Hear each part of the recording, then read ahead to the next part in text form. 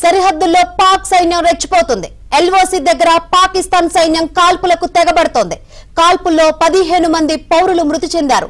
43 మందికి గాయాలయ్యాయి. పూంచ్, తంగ్దర్ సెక్టార్లలో నిన్న రాత్రి నుంచి పాకిస్తాన్ సైన్యం కాల్పులు జరుపుతోంది. సాధారణ నివాస ప్రాంతాల లక్ష్యంగా పాక్ సైన్యం కాల్పులు జరుపుతోంది.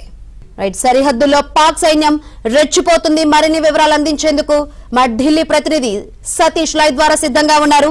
సతీష్, శంకరి, ఆపరేషన్ సింధూర్ తర్వాతకి పెద్ద ఎత్తున కూడా కవ్వింపు చర్యలకు పాకిస్తాన్ పాల్పడుతుంది. మొత్తం దాదాపు 80 మంది ఉగ్రవాదుల్ని భారత్ మట్టుబెట్టింది. ఉగ్ర సావరాల లక్ష్యంగా కూడా పెద్ద ఎత్తున కూడా ఫోకస్ చేసి నిన్న అర్ధరాత్రి పూట మెరుపు దాడులు కురిపించిన నేపథ్యంలో పెద్ద ఎత్తున కూడా పాకిస్తాన్ కవ్వింపు చర్యలకు పాల్పడుతున్నాయి. అనేక సందర్భాలలో కూడా కాల్పుల విరమణ ఒప్పందానికి తూట్లు పొడుస్తుంది. తాజాగా నిన్న రాత్రి నుంచి కూడా కొంత పాకిస్తాన్ కొన్ని దుశ్చర్యలకు పాల్పడుతుందని చెప్పాల్సి ఉంటుంది.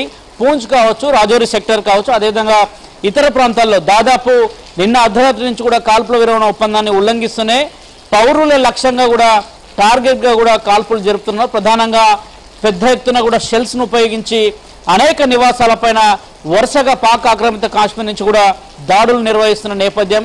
వరుస కాల్పులతోని పాక్ ఆక్రమిత కాశ్మీర్ కావచ్చు, అదేవిధంగా జమ్మూ కాశ్మీర్ కావచ్చు, పూంచ్ సెక్టర్ కావచ్చు, రాజౌరి గార్డెన్ కావచ్చు, రాజౌరి సెక్టర్ కావచ్చు, అనేక ప్రాంతాల్లో కూడా స్థానికంగా నివసించే వారిని టార్గెట్గా చేసుకుని వారిని లక్ష్యంగా కూడా గురిపెట్టి వారిపైన బుల్లెట్ల వర్షం కురిపిస్తున్నారు. దాదాపు ఈ దాడిలో ఇప్పటి వరకు కూడా నిన్న నుంచి ఈరోజు జరిగిన దాడిలో 15 మంది మృతి చెందితే దాదాపు 40కి పైగా కూడా అనేక మందికి గాయాలయ్యారు. వారంతా కూడా ప్రభుత్వ హాస్పిటల్లో, అక్కడక్కడ ప్రభుత్వ వైద్యశాలలో కూడా ప్రస్తుతానికి ట్రీట్మెంట్ పొందుతున్నారు. ఇక ఎక్కడైతే బార్డర్ పరిసర ప్రాంతాలు ఉందో ఆ ప్రాంతాల్లో ఇప్పటికే ప్రజలను అప్రమత్తం చేసింది భారత ఆర్మీ. స్థానికంగా ఉండే పోలీసులు సైతం కూడా ముఖ్యంగా బంకర్లను తెరుచుకొని బంకర్లోకి వెళ్లాల్సిందిగా యుద్ధ వాతావరణం నెలకొన్న పరిస్థితి ప్రస్తుతం నెలకొన్న వేళ ఖచ్చితంగా కూడా అందరూ పౌరులు తమను తాము కాపాడుకునేందుకు మొదటగా ప్రభుత్వం ఏర్పాటు చేసిన బంకర్లోకి వెళ్లాల్సిందిగా కూడా స్పష్టమైన ఆదేశాలు జారీ చేస్తున్నారు. ఒక్కొక్క